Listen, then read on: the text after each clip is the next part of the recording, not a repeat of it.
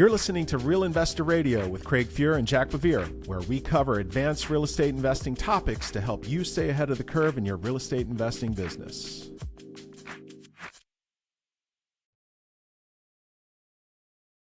Hey, welcome back to Real Investor Radio with Jack BeVier and Craig Fuhr. Jack, it's good to see you this morning, sir. Absolutely. Good morning. Good morning. Let's jump in here with a couple of timely stories, real estate-wise, that are in the news, Jack. Trump nominates Bill Pulte to lead the Federal Housing Finance Authority, Jack, as the next director. They oversee Fannie and Freddie, obviously. Pulte is obviously a private equity executive and philanthropist and grandson of William Pulte, the founder of the home building giant, the Pulte Group. What are your thoughts here, Jack? Is that the fox leading the hen house, or what does this portend for Fannie and Freddie over the coming months? Yeah, it's kind of funny because like the first level, analysis or punchline is like, all right, great. The home builders are running the mortgage industry now. They're like, regulate the mortgage industry. Like, let's go 2021. Let's bring these rates back down. These mortgage rates back down. But I think it probably has much less to do. He has much less to do with that. It does, however, I think, open the potential or increase the probability of Fannie and Freddie being privatized. And the free market in me likes doesn't like the idea of this quasi-governmental organization that with this implicit guarantee, government guarantee, but a full privatization would mean that the credit spread of Fannie and Freddie securities would probably widen out without that implicit government guarantee. And so that could be actually a negative thing from a mortgage rates perspective. Might be a good thing depending on your philosophy as a taxpayer as to whether the government should be subsidizing homeownership or not, and by how much. From the mortgage rates perspective, though, everyone does benefit from that implicit government guarantee as a borrower. Yeah, and Fannie and Freddie have both been obviously in conservatorship since 2008. It's supposed to be sort of a temporary backstop when the whole meltdown happened and we bailed them out to the tune of about $191 billion. That's been 15 years now, so it might be time to take a look at privatizing them again. Yep. Frank, what do you think? You were a former home builder. What's your take on Pulte as head of the FHA? So I don't know. I don't know specifically on what that's going to mean or what it's going to land to, right? But what I would say is I feel like this version of the Trump administration is taking this a lot more seriously than last time, and they're actually looking at things from a very different perspective than they did in the past. Is it the right answer? I don't know. Is it going to work out? I can't tell you.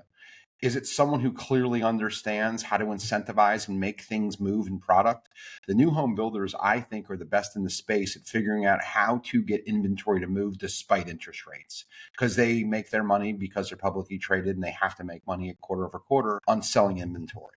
So to that end, what I think is critically important here is when we sell things, because we have a similar business to you guys, when we sell things, it's very hard to advertise any type of financial incentive through the MLS to a buyer. But what they do at Pulte and the NVRs and the big builders is they do all types of 3-2-1 buy downs. They'll throw in a basement. They make things more affordable, or they figure out how to move inventory.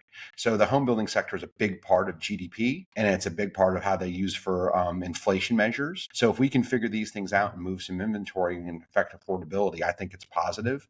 And I think there's certainly somebody who's quite competent in the role. But we'll see. Anybody in government, you kind of question what are their motives. Somebody, to my opinion, this is a competent player. We'll see how it plays out.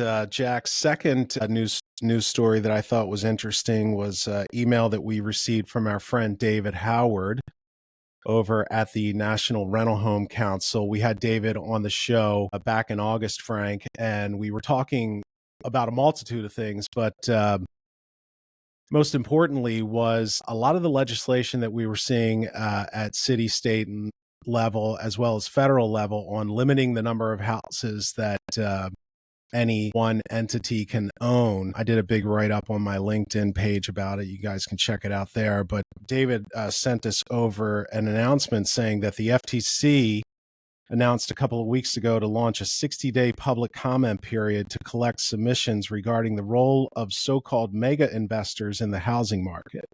The FTC is proposing to conduct an in-depth study of companies owning 1,000 or more houses spread over at least 3 markets. The decision on whether to conduct this study will be made after the close of a 60-day comment period, Jack. So obviously these issues of ownership and the number of houses one can own is not going away. And to that, in Maryland, they just introduced Senate Bill 510, entitled the End Hedge Fund Control of Maryland Homes Act of 2025, Jack. They're looking to impose an excise tax on applicable entities that acquire or own single-family residences beyond the specified limits. The tax rate is set to 50% of fair market value of the acquired property.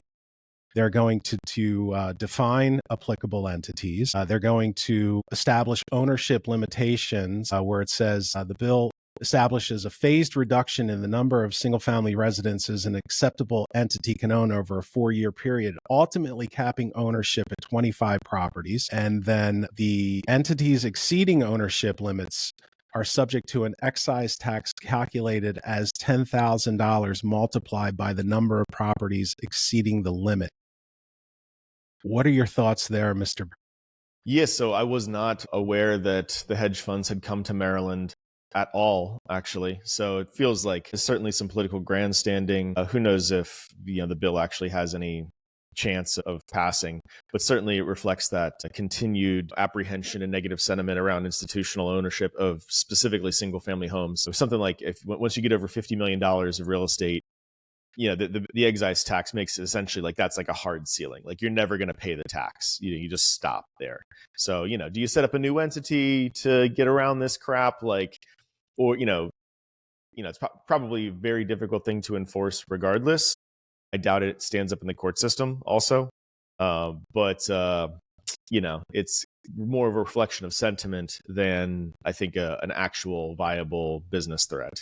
Yeah, I think that's been our discussion around these limitations all along. Is it, do they have legs? And I guess I always thought that our common feeling is that, they take a big bite at the apple, but if they don't get that, they don't get what they want. They just keep taking smaller bites over time. And it doesn't feel like these proposals are going away.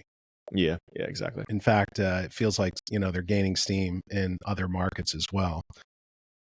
So let's go ahead and bring in our awesome guest for today, Frank Cava, owner of the Cava Companies in Richmond, Virginia. They are a real estate firm led by Frank, and the company specializes in various aspects of real estate, including real estate development and renovation, turnkey investment opportunities, and property management. Since its founding in 2007, Frank and his company have been involved in thousands of projects throughout Virginia, continually adapting to evolving in the real estate landscape. They bring over 100 years of collective experience to the table and have developed more than 3,000 buildable home sites, constructed over 2,500 homes and upwards of 2,000 residences. Frank, thank you for taking the time to be on the show today. We really appreciate it. Gentlemen, it's a pleasure to be here. Always good to see the ever dynamic and effervescent Mr. Cava. Sadly, we don't have like a major clothing brand like Under Armour from Richmond, Virginia. So I've gone for the sport hoodies. It's the little transition gear, but I do love to see that you're repping Baltimore. We keep the there's no dress code here on the podcast, so you're all fine. That's why I'm not wearing pants. Yeah. So, man, we just wanted to have you on the show today because it's been a while since I've talked to you. I know Jack and you talk often, but love to get your sort of the story of how things started for you. I met you many years ago at Collective Genius out in San Diego, where I honestly, Frank, I don't ever think I had a chance to tell you this, but in those forums, in those mastermind forums, usually folks get a chance, everybody gets a chance to stand up, give a small presentation, talk about what their needs and wants are.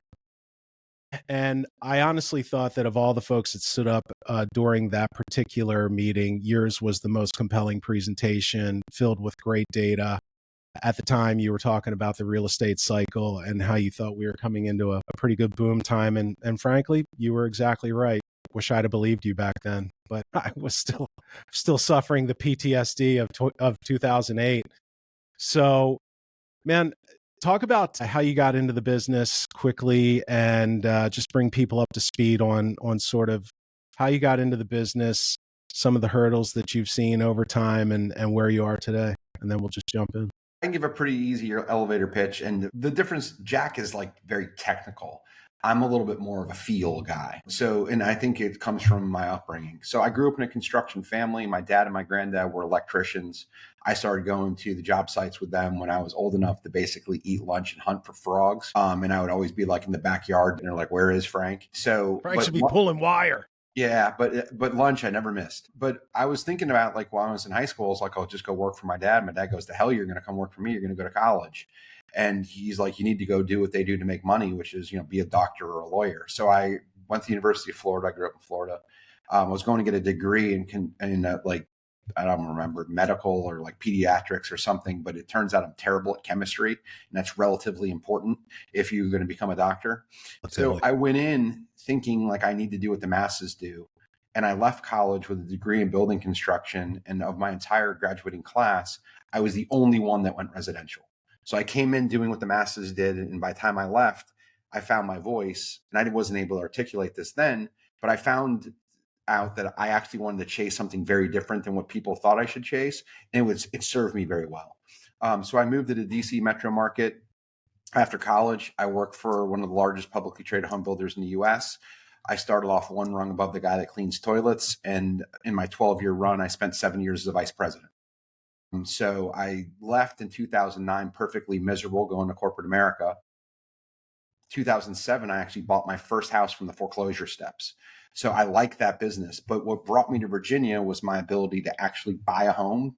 I couldn't afford it, but mortgage rates were easy to get back then. I rented out all the rooms, including an unfinished basement, to an intern. And that was the only way that I could afford my mortgage. But that's how I got into this business, is literally hustling my way through it. But I always loved singles. But I also knew that the people that I knew in my life, and I didn't have a lot of really wealthy people around me, but the people that had the most money own real estate. So I always knew, even from being a kid, I wanted to own it. So that's kind of how I got here. We have a direct to seller business. We wholesale, we novate, we flip. I own a bunch of rentals. It's similar to what Jack and Fred do in their business. And they were really big helps for me to understand that I'm in a market where retail is harder to chase, but affordability is king, especially if you're willing to service a Section 8 renter base. It varies, somewhere between 80 and 85% of our rentals are Section 8 or some type of government assistance. And we provide affordable, working class type of housing. And it's been a really good business for us. But that's kind of in a nutshell what we do. So after 2007, you get your first house hack it essentially. When did things really start taking off for you, Frank? Years later. It was so hard. Like in the beginning, what they don't tell you. So like I was burring way before there was a cute acronym for BRRRR. But what they don't tell you is it's going to be tight for about 10 years until you pay down some principal and you get about 5 raises. And they don't talk to you about CapEx and all these other things that come into play. So it's like, it's really tight. But for me, it was probably owning something in the neighborhood of 10 million plus in real estate, which was probably about 50 doors. It kind of felt like, whew, this is starting to get a little bit easier. And as you get from 50 to 100 to a couple of hundred doors, and I had as many as 350, I think I'm in the neighborhood of 250 now. It starts getting easier with time. But if you can figure out how to replace your income and do so in a way where you don't rob the piggy bank of all of the future assets and earnings through keeping some of the properties, it starts to change over time. But it's not fast. This is not a get rich quick business. During the time that you were putting together the portfolio, you were also wholesaling and flipping houses as well? Yeah. So the sweet spot for us had always been, like, right now, I don't think it's a great market to add to your portfolio. It's hard to get anything to profit, right? But there's I said profit, cash flow. It's just tight. And when you already own several hundred, why chase after $50 a month? It doesn't make any sense. So in the beginning, what we did is we held about 33% of our stuff every year, and we used 67% to live on and to feed the business. Mm-hmm. There was a year, 2021, I actually inverted that. I added 67% of the inventory that we touched to our rental portfolio, and I almost ran out of money. So I realized the sweet spot is something in that 50% to 33% range, because you have to pay the bills, one, and then you have to acquire properties too.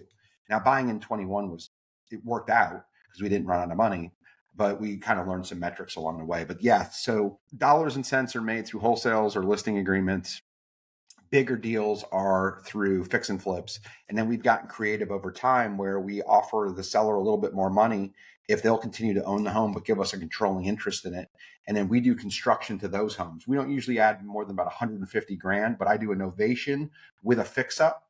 And so I save myself the burden of closing on the deal, 4 or 5% in the acquisition of costs, and it changes your margins drastically. And immediately the house qualifies for FHA financing because you don't have seasoning.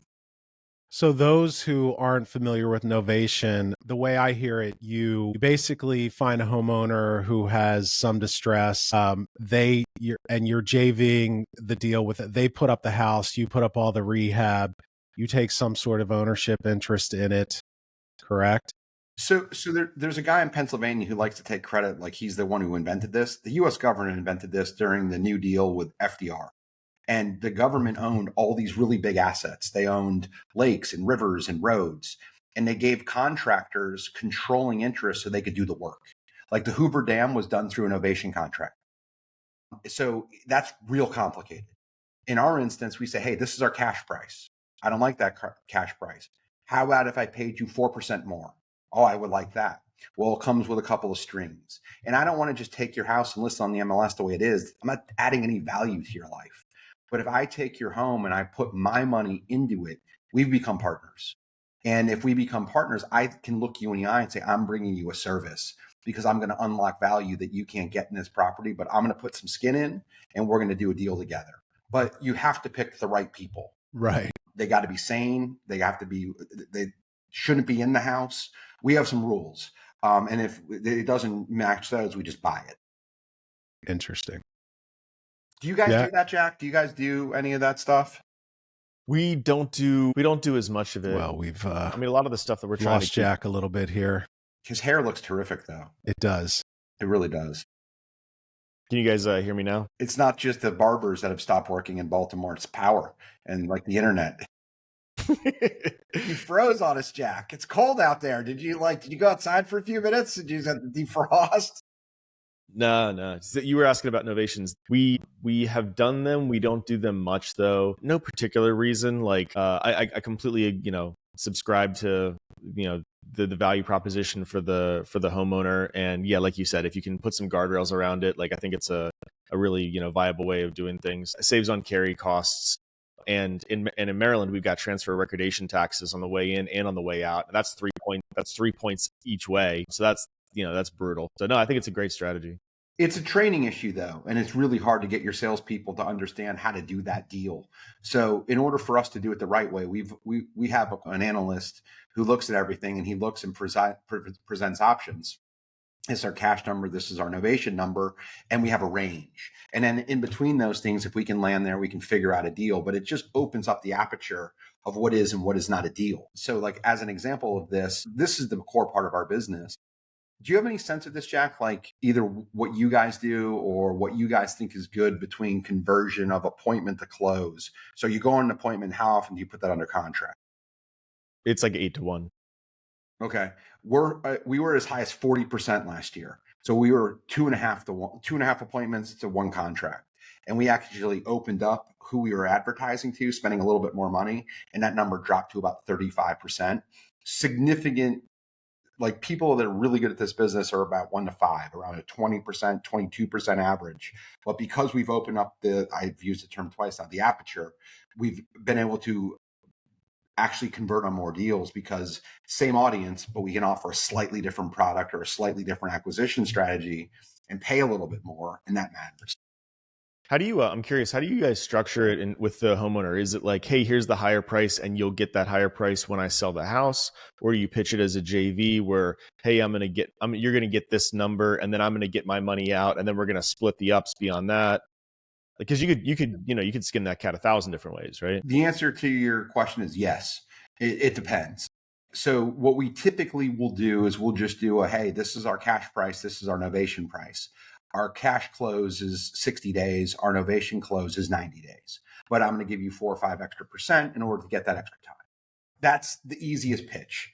And Are they then making payments along the way? Like they're continuing to carry it most of the time, the answer is yes. But out of the sometimes, price? like I have a house now that the lady's selling to us for like 850 grand, and she's like, "I'll let you do the work, but you've got to pay the mortgage." Everything in life is a negotiation, and so is this. And then what we do in some instances is, "Hey, I need to get this number. Okay, I can't get you there. I can get you here. But if there's winning on the back end, we'll split that, and we'll do that too." So it's deal by deal to just, we have to figure out what the needs and the wants are of the seller. I've said this twice in the last couple of days, not to you guys, but I'll say it here. Let me ask this question generally. Like clearly American Airlines' customer service isn't great. They just smashed into a helicopter. But like, is there anything in the world where you're blown away with customer service right now? Anything? I mean, very rarely. Very rarely. The two examples that I use are Chick-fil-A. I don't eat there very often, but every time I go there, it's freaking terrific. I'll subscribe to that. Yeah. And then the other one is American Express. Everybody else that I interact with has let me down. And by all accounts, I'm rich. Our sellers aren't. If I have two examples, can you imagine how crappy the customer service is that these people have? So what we do is we just treat them honestly and have a conversation and say, what is it that you need and want? How do we make this deal work? Treat them like human beings. And then we have to go above and beyond. You just do what you say. And if we structure a deal that way, hey, in complete transparency, this is what we're going to do. We do not run a not-for-profit.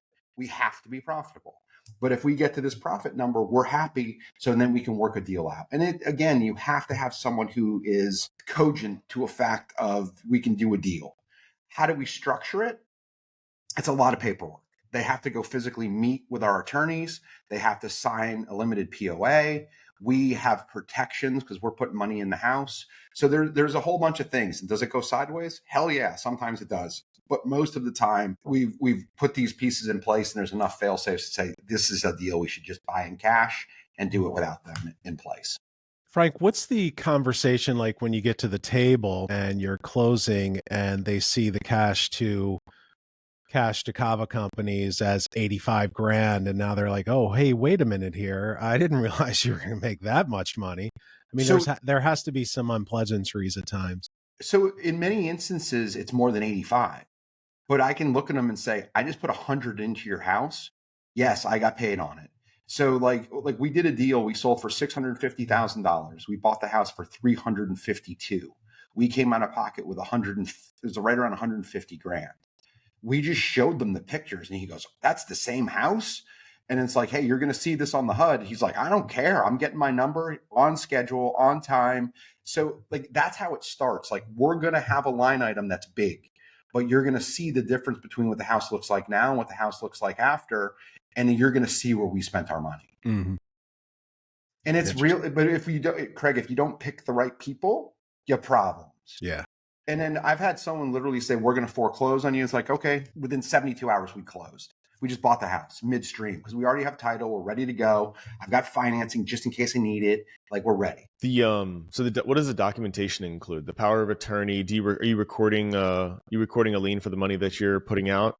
Typically, we don't record a lien. Sometimes we do. Usually it's through that POA, and there's a lot of just limitations on what can happen through that. And then the POA isn't signed by us, it's signed by an attorney.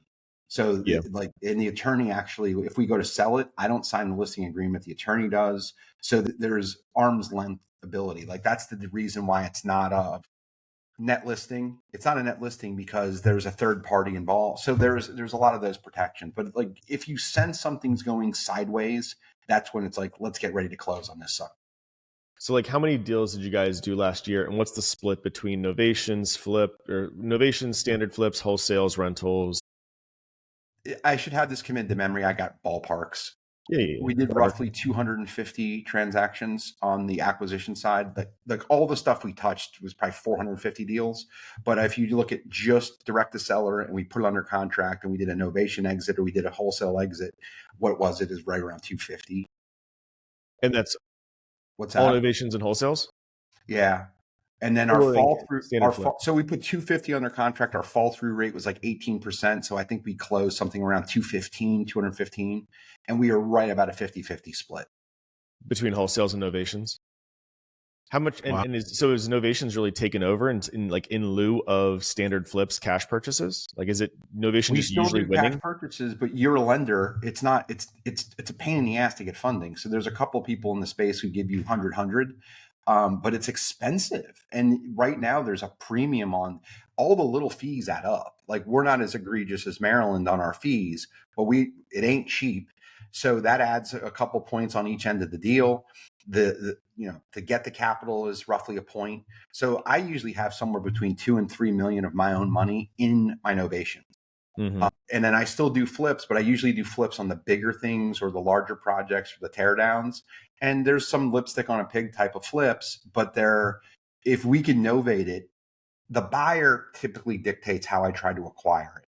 If it's an FHA loan and I know I can be in and out in under 90 days, I would really, really rather not have to deal with the seasoning requirements. So I'd incentivize on the front end. But to answer your question specifically, yeah, we do a lot more of this now than just straight up flips.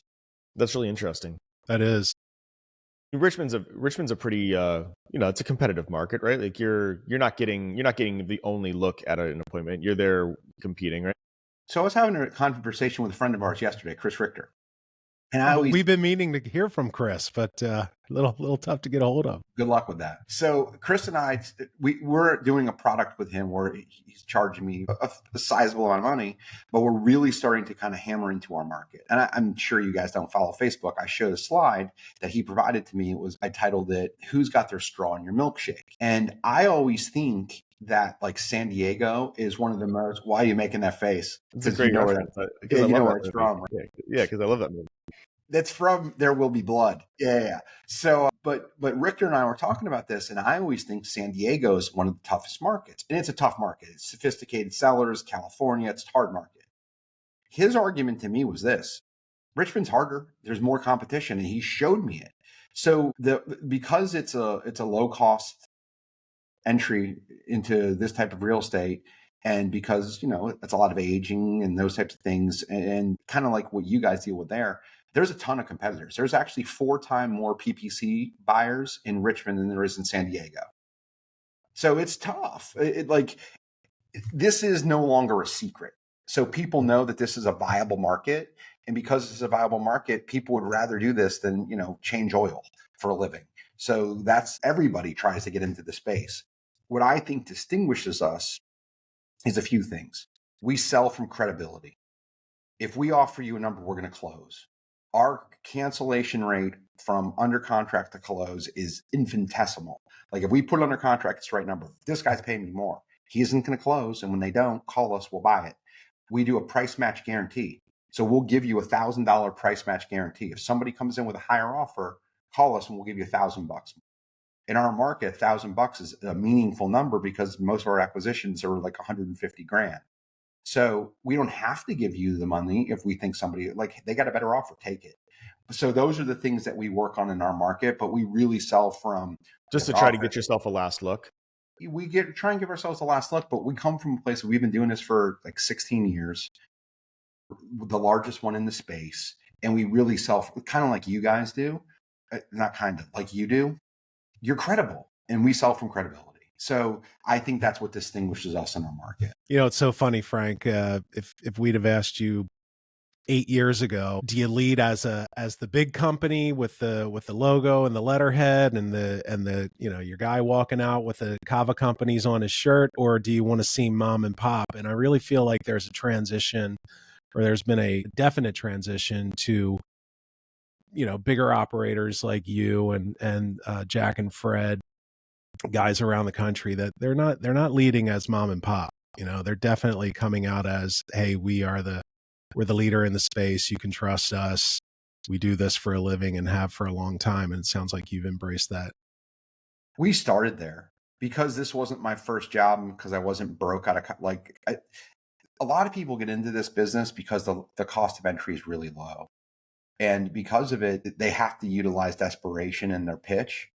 I was in my mid-30s. I had left the company as a vice president. I never wanted, you go to these groups and like, I do unbranded. We never did that. Like, our brand wasn't as popular or wasn't as strong or wasn't as great, but I always wanted to lean into transparency because I think this is a scuzzy industry to start with.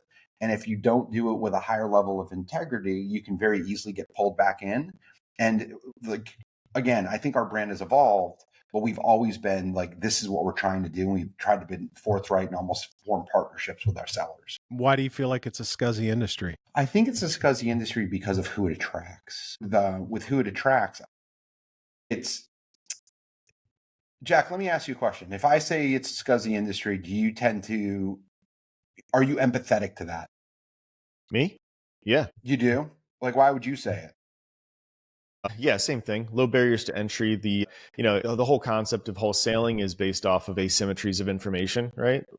Or can be off of asymmetries of information. Yeah. That's not a great place to start from a business model perspective. You're supposed to like do business because you're adding value to society, and scraping off the top because of asymmetries of information, kind of feels like the day trade, the high velocity day traders who were just like skimming basis points, but it added up to, lots of money. Like no one thought that made society better, you're not adding value there. So it's easy, or, it's hard to distinguish between those who are sitting across you at the kitchen table because they add value and they're going to fix up the house and put this property back into productive use, versus those who are just there to with a silver tongue to skim off the top and exploit your situation and asymmetries of information. So you must have a very, very sophisticated audience because you use asymmetry a lot. That would confuse most of the people I interact with on a regular basis. But the way that I would summarize it is this: like, I'm not a new car dealer. We're similar to that car dealership that's on the country road that's about 5 miles outside of the city center. Anywhere I go, I see them. Now, I've never stopped or looked at purchasing a car there, but they exist everywhere I go. So the way that I look at it is there is a need for what we do here. And we are responsible for how we hold ourselves to what standards. And I think there is a way to hold yourself to higher standards. Like, there is going to be a profit made. There is a service to be had. Like, people will look at my commercials and go, why the hell would someone sell to you? I'm like, you're not my seller. But someone who is in a situation where they need to have cash in a relatively quick time frame, or they've inherited it, or they don't want to deal with it, there's plenty of people who want to do a disposition that way. But I think because people are sometimes vulnerable, because of low cost of entry and because of wholesale, basically for $50, a contract is valid at $1. If you literally make a $1 deposit, that is why so many people flock to this. And I think that's why many people fall out of contract. And although I'm not going to offer you the most money, my close rate is incredibly high because what we offer is real. So I don't know. I think Jack and I both summarize why it's scuzzy, but it's up to you to rise above it. And I think you can. So what's the team look like? You got you managing a couple hundred rentals. Are you managing a couple hundred rentals yourself, and then buying a couple hundred houses a year? And how many of those end up being renovations? And what's the whole team look like? Yeah, sure. So this changes over time. And there's periods of efficiency and periods of lack of. So over time, we've grown, right? So like what I would say, and I think I may have showed this to you last time I saw you, Jack, I kind of have what I look at as a hub and spoke. The hub and spoke, the thing in the middle, the hub that starts the whole thing off, is our direct to seller marketing and advertising. We use upwards of 15 channels to drive leads. So television, PPC, SEO, Google, Bing, like you name it, we try it. And that's the center. We have a team of people who answer the phones. We call those lead gens. So we have a group of them. We have a series of VAs who pick up the phone after hours and that type of stuff. Before we started recording, you guys had mentioned Salesforce. All of our stuff lives in a CRM on the acquisition side, and we use Salesforce. We have using Salesforce? We've been using it for probably 5 years. Left main? No, we built it ourselves. Oh, nice. They weren't an option. Yeah, nice. It was grueling and expensive, but it's great. Andre, the guy that was in here earlier that you met, he literally is all things Salesforce for us now. He understands that. Nice. So we have one lead. We have someone who does all of our closing coordinations. She has someone who works with her. We have 3 full-time acquisition managers. We have 3 full-time lead gen people. That's what it looks like. So that team is roughly 14 people. And that business generates roughly $5 million a year. So that's what it did last year with 14 people. That's one side of the business. We have an admin staff of 4 that touch everything: billing, bookkeeping, checks, and all that. We have a construction department who does all of our Novation construction. and they do all of our new builds and renovations. That department is roughly 6 people. We have a property management division that's broken into 2 components. Property management itself, there's 3 people in that role, and they manage just under 500 doors because we do some third-party property management as well. And a lot of the stuff that we've sold turnkey or people that we're friends with, my mom, like we manage their stuff, right? And then, but we don't really advertise it. It's all kind of warm handoff. And then we have a service department of right now, I think it's 4. We're looking for a 5th. That's it. That grand total is roughly 30 people, 32. What we have done in the last several years is we got as high as 52, 53 employees, and we pulled back into the high 20s, low 30s, and we just went to a flight of quality. Everybody here gets 60 hours worth of work done in about 40, 45. And we pay you for it. That's what our team looks like. You mentioned Salesforce on the CRM side. What are you using to manage construction management and property management? What softwares do you like?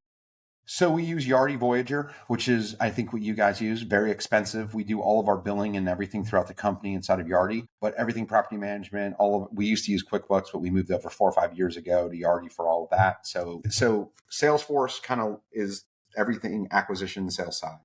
Yardi is anything that touches property management and billing. And then we use Builder Trend and honestly a bunch of just like Microsoft products. I don't think there's one elegant solution on the construction side. We try and force some of that stuff into Salesforce and some of that stuff into Yardi because we're already there. But there's integrations between the Microsoft suite and Builder Trend, but that's what we use. Jack, I think you mentioned on a company call a month or so ago that Dominion was getting away from QuickBooks as well. Was there a reason, and what did you guys wind up choosing there? Well, yeah, on the lending company, we migrated from QuickBooks to Sage earlier in the year, about a year ago. I'm thinking about doing the same on the real estate and property management side. Haven't pulled the trigger on it yet, but it's climbing in terms of the as you grow. QuickBooks isn't great because there's you can't do portfolio reporting. You can't do roll-ups within it. So there's literally one QuickBooks file per company. And so if you're setting up a different LLC because you bought a multifamily property, like doing a roll-up on that to the rest of the portfolio was laborious on the property management, accounting side, property accounting side of things. What's the undertaking to have to switch from something like that you've been using for years over to a new platform? It's got to be pretty intense. I don't know how you embrace swearing on this, but I'll go ahead and tell you you want to be very, very, very careful if you move. Like if you go from Podio to like any of those things, they are real serious undertakings. And like sorry to jump back in, Jack, but like we've thought about like Salesforce is expensive. It's a 6-figure a year thing, but it's going to take 6 to 12 months of drag and people's time and redoing it all. So it's just like, are you better off just finding 4 deals and just keeping it? And I can tell you, if I was to change from Yardi to a different software program for my bills, I'd probably turn over my entire staff in the billing department. They were pissed that we did it in the first place. And if we went to something else, there would have to be like unicorns and rainbows on the other end of that. Mm-hmm. It's an MFer. Yeah. Do you agree with that, Jack? Oh yeah, dude. Especially as you get bigger, like the inertia of just being within a system and having stuff set up the same way, even if it's inefficient. Like, there's a devil aspect of it. I am, as AI is becoming more and more of a topic, I've become like obsessed with that over the past like 3 months, and we're trying to push a lot of that stuff forward right now. I think a lot of people are struggling with like how to actually operationalize AI. And I think that is a real struggle, and it's easier said than done, but it definitely can't be done if your data is not in a standardized format. And connecting and kind of like the lowest hanging fruit is just connecting databases together, connecting these different things together. So that'll be my 2020. A lot of my 2025 is going to be trying to connect systems together and get data in a standardized format such that we can apply these new toys to the system. One of the things that I think about, and I'm curious what you think of this, Jack, but what I think about in a lot of instances, it's the forbidden fruit, right? If you only had this, but it's what America's great at. We're great at selling you something in a consumerism society of you need something else. Like, do you need a new pair of shoes? Are they really worn out, or do they just look different? And it's really that way inside of these programs. I think if you're going to make a real switch to something, you have to think about what does your 5 to 10 year arc look like, and is it worthwhile? Because there is significant drag in doing it. Like, Podio to me is something that was never really built for our business. And we all tried to make it work because Sean Terry said it worked. Although he didn't really run this kind of a business, he was more of a salesman. But we all listened to him when we ran into it and it was crap. And you're constantly trying to you're basically trying to use the wrong tool to run your business. But if you go into Salesforce, like you've got to have the infrastructure and to know that it's going to take a lot. It can break real easy. But there's a lot of done for you solutions that are probably better than Podio. There's another side of it. And Jack, you've seen this, especially as a lender. Our business has grown up. Like I know I'm not smart enough to be the one who's going to incorporate AI. Someone like Jack will probably figure it out and turn it into a product, and then I will be his client because he'll solve it. But I'm not going to solve it. What I'm going to solve is how to solve that problem with your house so I can buy it. And then I'll find an elegant solution 2 years down the road. I'll be a late adapter because someone else will do all the brain damage. And if you understand that about yourself, and I do, like I'm not an early technology adapter. I'm not, because you don't need to be. Like as long as what you're doing works, like it's good enough. I don't know where your thoughts are on that. Oh no, I totally agree, and I think that and frankly, the people who get obsessed with building the machine, and as opposed to getting obsessed with how to execute the machine well, like Yes. are a lot of the like fail, lots of talk, lots of activity, and then just like quietly disappears because they never actually like rolled up their sleeve and crawled through the basement and stuck their hand in the bottom of the sump pump and and they don't actually know how to operate the business. So like the technology stuff is I would have characterized myself as a late adopter as well. We made a strategic decision 5 years ago to get onto Salesforce because we wanted to scale that business, and I knew that, and there's no loan origination software that's like, it's all crap, frankly, it's all crap. And as a result, I was like, I'm going to scale to the point where I'm going to literally break Excel. Like, we were opening up spreadsheets and they immediately crashed because they were just humongous. And so that was just not an option. And the decision between being on a crappy loan origination software that made me change my operations to fit the software just never made any sense to me. I'm like, the whole shtick is that we think we've got some secret sauce in our process that like either exploits opportunities or manages risk better than somebody else does. So I don't want my software telling me how to run my business. And the thought was that, hey, if we're on Salesforce or some other scalable platform like that whatever technology is coming down the pipe, there'll be an app for that in Salesforce. And so that was the strategic decision we made there. On the real estate side, I didn't do that because I was like, we're going to buy 100 houses a year. That's all I'm going to do. Like, and it ain't broke. So I've got Builder Trend, Podio, and Appfolio. They don't talk to each other. And by the way, and so is it elegant? No. Does it work? Yes. It's fine. And like the energy that I would spend to connect those three would save, I don't know, 100 man hours a year, and it would cost me 1,000 man hours to do it. And I'm like, you know what? Just ain't worth it. So, depending on the nature of the business, there's a different, I think, it's not a one size fits all approach to technology. Like, by the way, Excel and whiteboards work, right? If you're buying 10 houses a year, Excel and whiteboards are just fine. Ain't nothing wrong with that. So I'm not you need to be on this, otherwise you're not going to be able to run with the big dog. Whiteboards in Excel inside of caves were cave drawings. They're still around and they still work. So one of the things that I think is critical, right? Like, I don't know who your listeners are on this. My guess is it's more of a sophisticated crowd, but there comes a moment in business where if you really kind of look at yourself, you're a little bit arrogant. And the arrogance comes from, no, that's not right. And what people try and push on you is often that thing of, I know what's best. And that's an arrogant statement. Like, it requires mastery. But what I will tell you is it's a lot sexier to put a new bolt or a new app or a new this on, right? Like, there's a guy, I'm not going to say his name, but if I said his name, you both know him. And he just talks nothing but, pardon me, effing Bitcoin. It's all he talks about. And at one point I was like, how many coins do you own? He's like, 28. So you're fucking dominating every conversation for $2.8 million. Like, are you kidding? Like, if you had bought 20 rentals, we'd be talking about 4x that at this point. So like, the shiny thing isn't always the best thing. And especially if you have a long-term strategy, you stick with it. You have self-belief, which comes down to a little bit of arrogance or confidence. And it's like, this is going to work. And I was made fun of for years. I run a ton of stuff off of Excel. And I've had project managers and people who run our construction department who are like, basically, my best sales guy's been with me for almost 9 years. He does everything in a manila folder.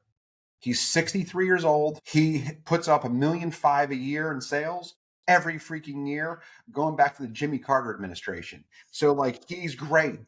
And it uses that. And like the millennials, like, you could do it on a phone. He goes, I don't care. And he just looks at it. So like, you got to, as a business owner, what you have to understand is he's got great results. It's a little hard for him to put some stuff in. I can find an admin a lot easier than I can find somebody who can get me $1.5 million and under contracts. Hey, why don't we end this episode and come back with Frank? And Frank, I'd love to talk about your mining operation, especially in an environment where, you know, transaction volume is low, interest rates are a little high, and you don't want to talk about you don't want to talk about Bitcoin mining. You want to talk about like lead mining. Only if you mention the name. That's so. When we stop recording, I'll tell you. So let's end this episode with Frank Cava of the Cava Companies right here, Jack, and we'll come back for episode 2. We'll see you guys on the next one.